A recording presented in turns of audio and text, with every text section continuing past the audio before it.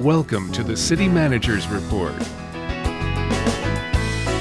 The City Manager's Report is your preview of the next Oshkosh Common Council meeting agenda and an update from your Oshkosh City Manager. Your hosts, Emily Mikowski of Oshkosh Community Media and City Manager Mark Roloff.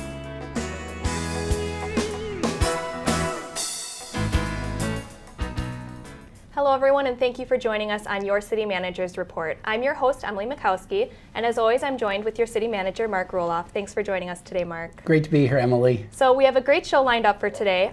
We'll, as always, talk about different updates going on in the city in the first half of the program, and then in the second half, we'll go over the council meeting agenda for this Tuesday, October 8th at 6 p.m. You can watch it live on City Cable 10 or on OshkoshCommunityMedia.org. So let's get started, Mark. All right. So first up, the city was recently awarded a $2 million EDA, Economic Development Association grant for the Aviation Industrial Park. This is big news. Oh, it sure is. EDA actually stands for Economic Development Administration. It's a federal grant.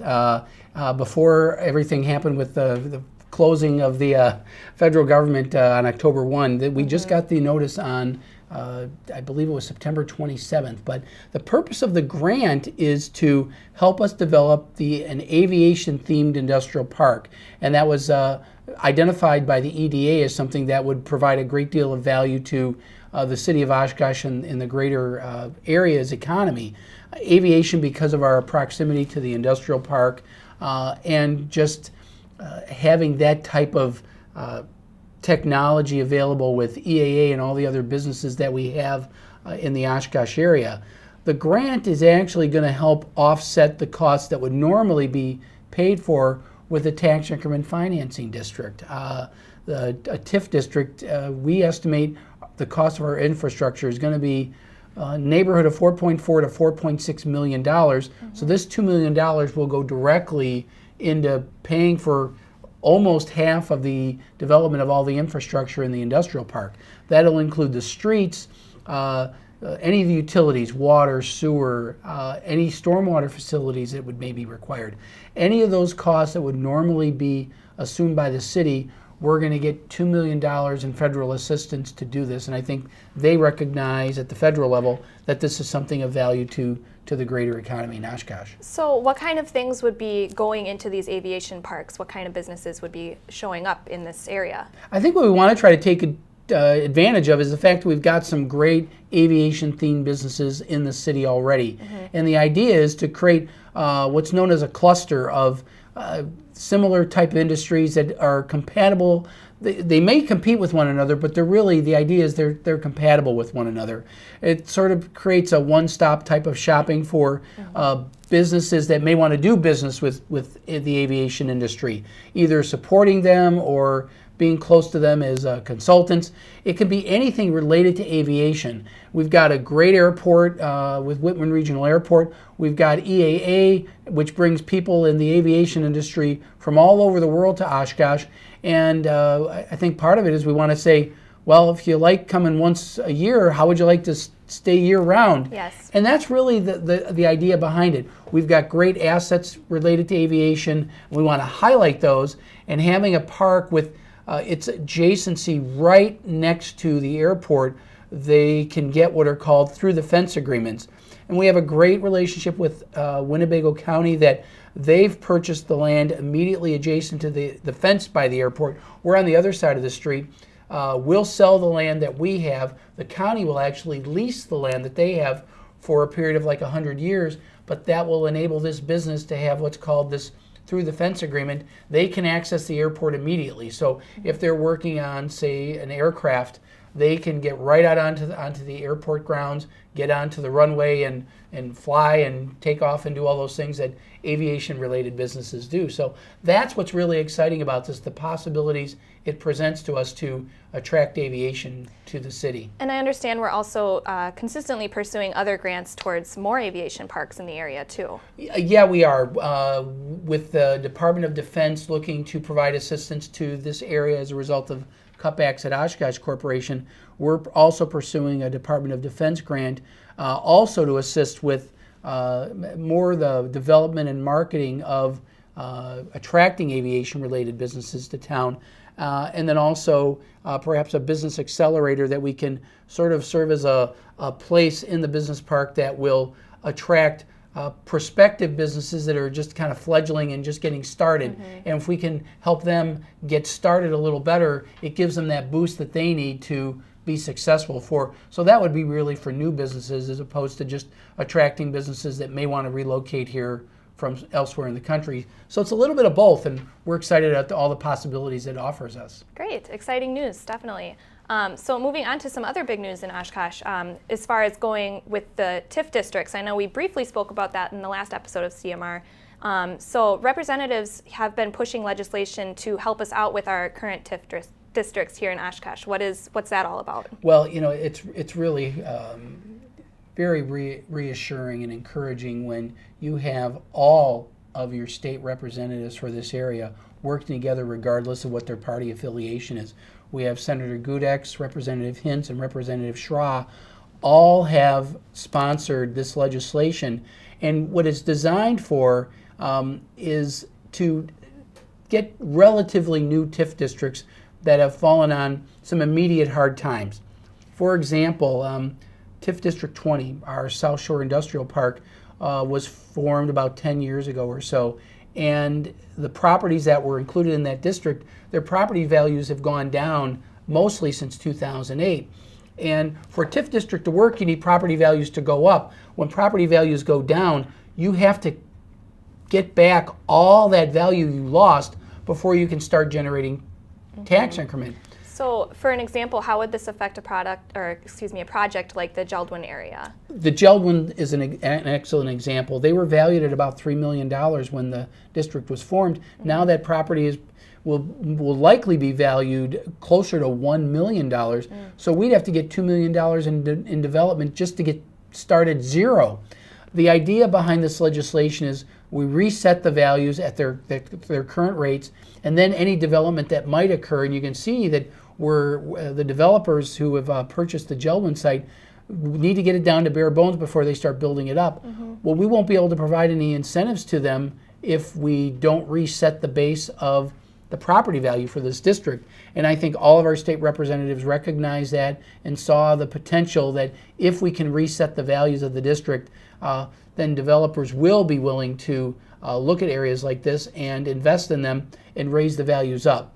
It really doesn't result in any loss for the current governmental entities, and it gives us the ability to provide some incentives to get this done.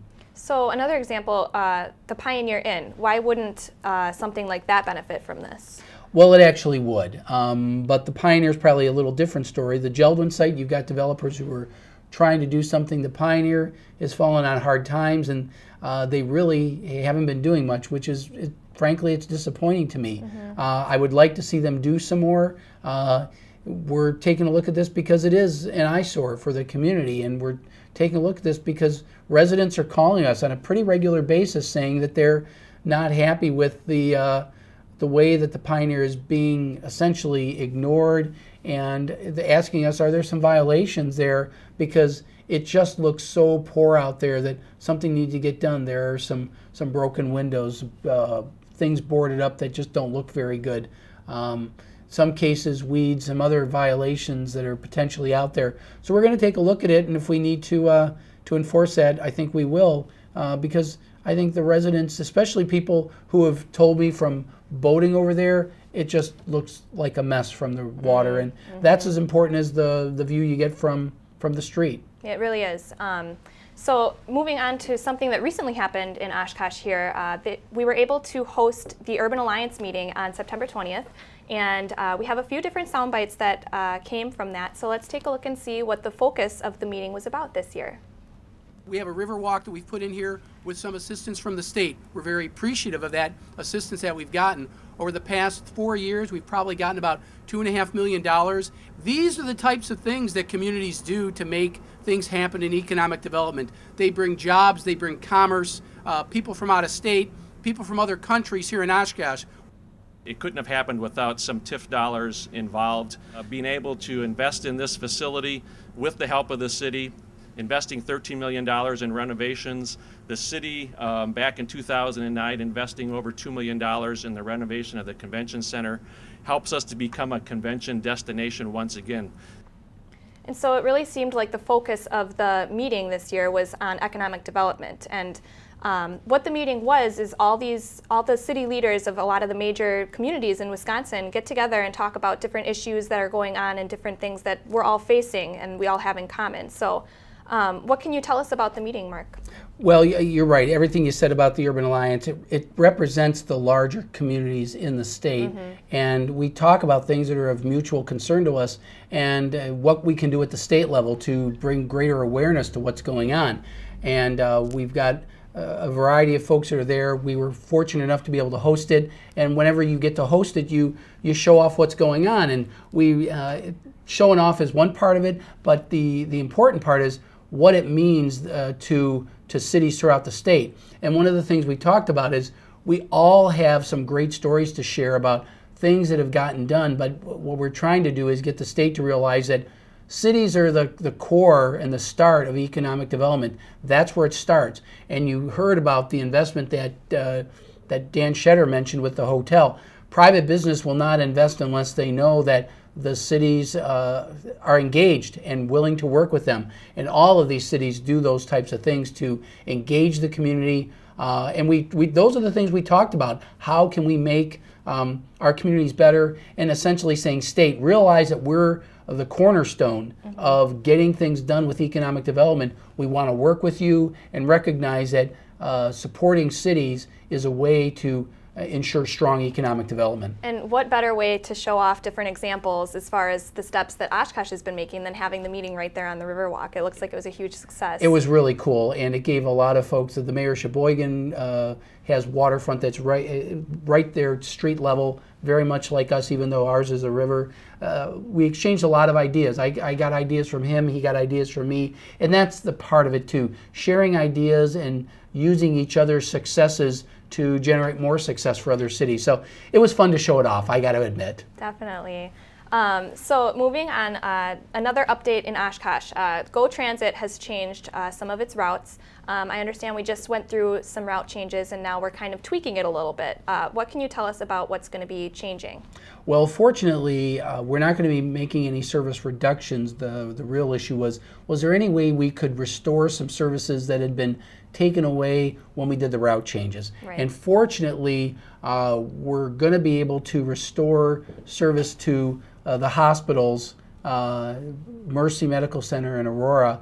We're going to be able to restore the service to getting it closer to the front door. We're actually going to be able to, within the next few weeks, be able to get the service back to those areas. That was something that patients and employees and volunteers of the hospitals were saying was missing. And that was reported in the last meeting too, is that correct? Correct, and we were able to work through those things without having to trigger any public hearings. If we'd reduced service, we would have needed a public hearing. Since we're only adding a little bit of service, we don't require any public hearing. So once we can get the word out to our passengers and get some general information out there and work through whatever details we need to with both hospitals, because we did have some concerns with the hospital sites, and they're going to work with us to eliminate some of those, or at least get an understanding about how we're going to deal with them in the future. So the service will be coming back within the next couple of weeks. Within the next couple of weeks is when we can kind of expect to see the actual changes taking place then. Exactly. Great. So another thing that's kind of caused a lot of talk, both on Facebook and on other social media, we've seen a lot of stories about this. There's going to be a new recycling fee coming up for residents in Oshkosh. And the main thing that people are saying is, aren't we already paying taxes? Isn't this already getting paid for? Right. Well, first off, this is just being floated as a trial balloon. It's Okay. The budget isn't out yet, but I felt this was something that was important enough that you just don't throw it in a budget document and say, well, take it or leave it. Right. I really did want to get some input generated, and as you said, from looking at Facebook postings, it did generate some good public debate, and I think that that's very important. But the thing you brought up about, aren't my taxes paying for it right now? Well, the state had been subsidizing through recycling fees at the state level a lot of this activity. the state aid has been withering away, and what used to be fully funded between state aid and recyclable revenues from all the pop bottles and all that we turn in, we are now going to be losing $440,000 a year. So we need to restore that. We can either cut back the program, which I don't think we want to do. The recycling program is very popular. The alternative is to do what some other cities have done, and that's institute a recycling fee to pay for that program. There's no proposal to raise a garbage fee. In fact, that would work against us right now. Recycling seems to be the one that would make the most sense for Oshkosh, for us in 2013, 2014. So that's why I'm recommending it. And I, based on the feedback I'm getting, I'll probably forward it to council for more public debate, because that's what we need. We need some debate on this topic. Okay, so when would this change go into effect then? I know you said it's kind of a trial balloon right now. Well, the idea is to propose it for the 2014 budget. What that would mean is we would likely see it on tax bills next year. Great, thank you. So now we've gotten to that point of the show where viewers are able to ask City Manager Mark Roloff a question, and he's able to answer it. So let's go ahead and see what the question is this week.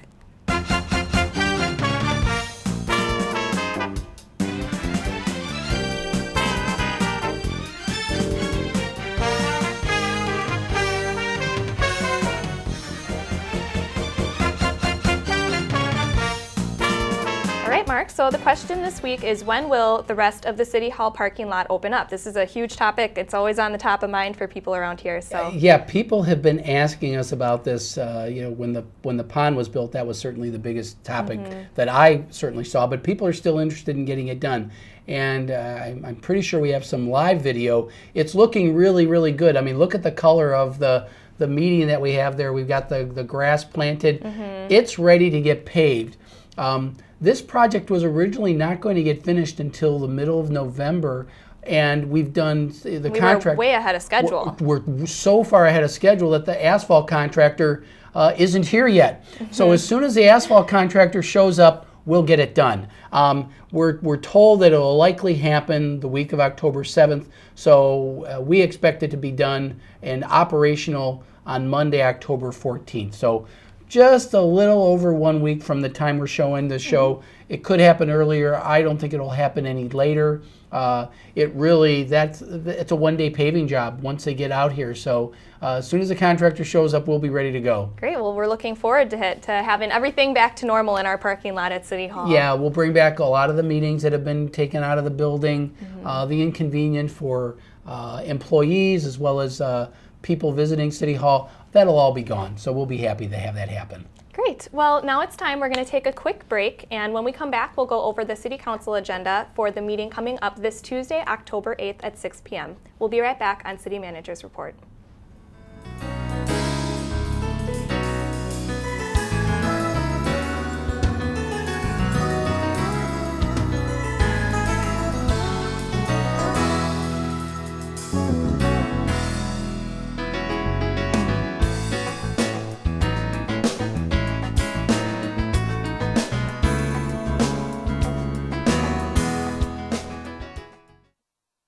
Hi, I'm Mayor Bergtauer, and I'm asking for your help. The city has several boards and commissions that play important roles in just about every aspect of local government. Whether it's the Parks Board or the Landmarks Commission, these and other boards act as a forum for citizens to address their concerns and questions about Oshkosh city government. The boards also provide members the opportunity to make positive suggestions to the council or city staff to move the city forward. So here's where we need your help. For our city to work effectively, we need active citizen participation. Many of our boards and commissions currently need members. We're asking for just a few hours of your time each month to serve on one of our boards or commissions and help to ensure a strong democratic process. So please consider serving on a city board or commission. For an application, visit the city website, stop by the city manager's office in City Hall, or call 236-5000. Thank you for your interest, and we look forward to your possible involvement.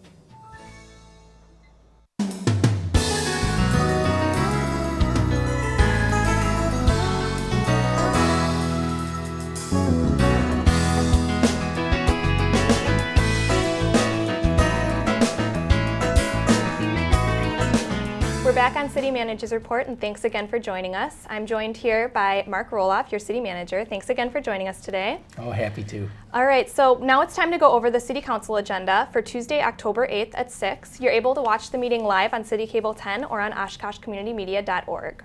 So the first item that we'd like to discuss today is item number 10, an award bid for heating and ventilation system at the museum, which is going to cause it to be closed from October 21st to November 28th, or is it November 8th? November 8th. November 8th. So what can you tell us about this big project that's coming up at the museum? Well, we prioritize all of our heating, ventilation, air conditioning, HVAC for short. We prioritize all our projects, and the project at the museum really came to the top of the list for a variety of reasons. It's always about energy efficiency is probably the first and foremost, because that helps save money if we can be more efficient. The other part is just basic comfort. The system was not as reliable.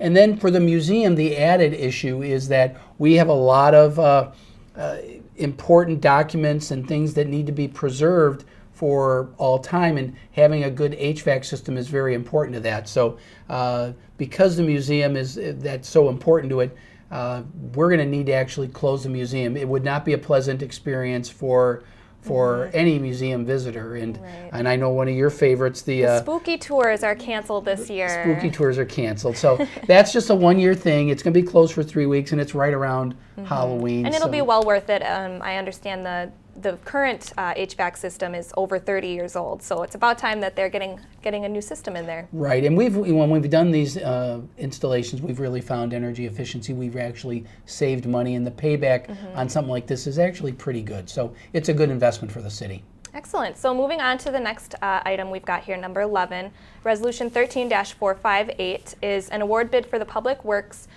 to do some crushing of asphalt and concrete. And I understand this is for the field operations facility? Right. This sounds like a pretty boring topic. It does. It didn't exactly jump out at me when I was looking at the agenda. No, but what we've done to try to save money for the Public Works field operations facility, the old central garage, and to do a little twist with sustainability is we've been collecting concrete and asphalt that from different city projects over the last year or more and stockpiling in an area. What we're going to do is we're going to get it all crushed up, and it's going to actually serve as the base for the new facility, so we'll be able to use it on the grounds of the new Public Works facility. Okay. So you're reusing it, essentially, we're rather than throwing it in a landfill somewhere. That's exactly what we're doing. And in our contract, we said we would deliver so many 1,000 tons of this material that could be used as a base, and that's the base that we're putting there on the facility right now. So that's something that's going to save us money. It's going to save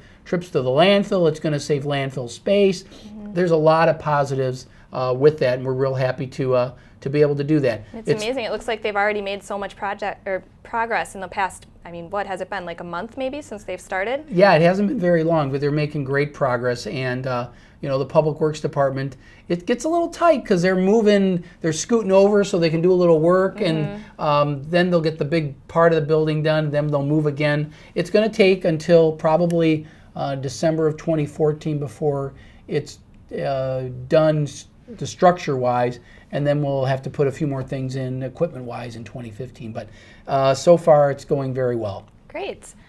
So then on to item number 12, Resolution 13-459, having to do with watersheds, stormwater detention basin in the Nicolay area. So where exactly is this, and why do we need a stormwater detention basin here?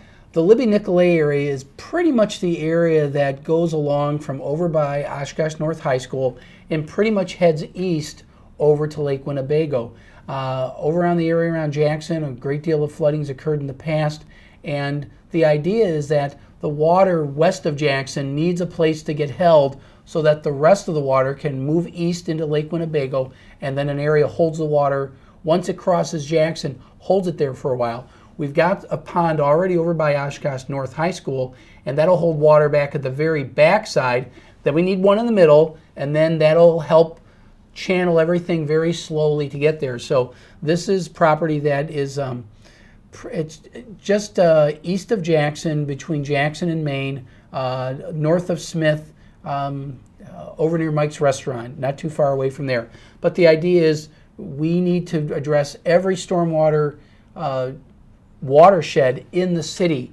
The stuff we're doing on the south side does not benefit the north side. The stuff we're doing here at City Hall doesn't benefit anything but this immediate area. So we need to address this area. This is an important area on the north side of the city. It has a history of flooding, and this will help alleviate some of those problems we have out there. Okay, so this process is really just acquiring this area rather than getting the project started. So it'll be a little while before we actually see anything happening. Yeah, we're probably looking at least 2015, maybe later. Okay. But the idea is we get the property, we know we have it, and then we can start the design process. Great. So moving on to item number 17, 13-464, to repeal the Urban Wildlife Advisory Committee. So can you tell us about what's being repealed here and why? Sure. The Urban Wildlife Committee was formed a few years ago amongst a great deal of controversy in the city. And the idea was we needed a citizens committee to provide us input on how to develop an urban wildlife management program. And the committee's been very successful, and we've been able to address a lot of the issues associated with urban wildlife, issues that had been going on with urban deer over in the quarry area, but also elsewhere in the city. The committee, this is really their belief that their work is done. They've put in place a good program, a good approach to addressing wildlife management in the city, and they feel that having an ongoing committee is really not necessary anymore. So they themselves are recommending to repeal it, and they feel that they've got enough confidence in staff that what we have is sufficient to move forward with. So that's what we're planning to do. All right, thank you. And then on to our last item to discuss today, the future agenda items. We've got about a minute left. So these are going to be after you present the budget to the council. And what happened in the last budget workshop? Well, we've had some budget workshops with council before I submit a budget for their consideration. The most recent one was on September 25th.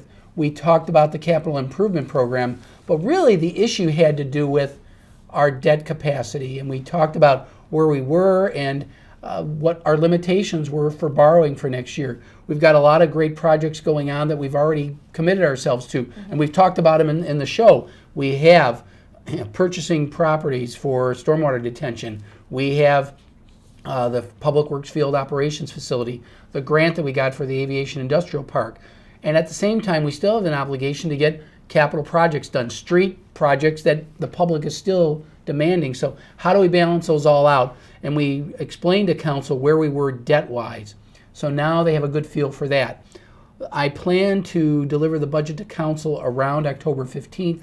The calendar shown on the agenda starts the budget work sessions when the council has the budget in hand, and that'll start on October 21st for our first budget workshop. And then we'll have other ones on October 29th and November 6th. And we'll be getting more information out once that gets started, but our first budget meeting is Monday, October 21st at 5:30. So that'll get things kicking off for And you the can budget watch season. those budget workshops live on City Cable 10, and that'll be at 5:30 on Monday, October 21st. You can also see it on OshkoshCommunityMedia.org too. So we're looking forward to seeing how the rest of this all pans out with budget time. It's an exciting time. So we're all out of time for today, though. So thank you again for joining us today, Mark. And so again, the City Council meeting is this Tuesday, October 8th at 6 p.m. You can watch it live on City Cable 10 or on OshkoshCommunityMedia.org. You can also listen to it at 101.9 WOCT. So make sure to like us on Facebook or follow us on Twitter for community and government programming and updates. And don't forget, if you have a question for City Manager Mark Roloff, you can send it to questionmark@ci.oshkosh.wi.us, and he'll answer it on the next episode of CMR. Thanks again for joining us on Your City Manager's Report, and we'll see you next time.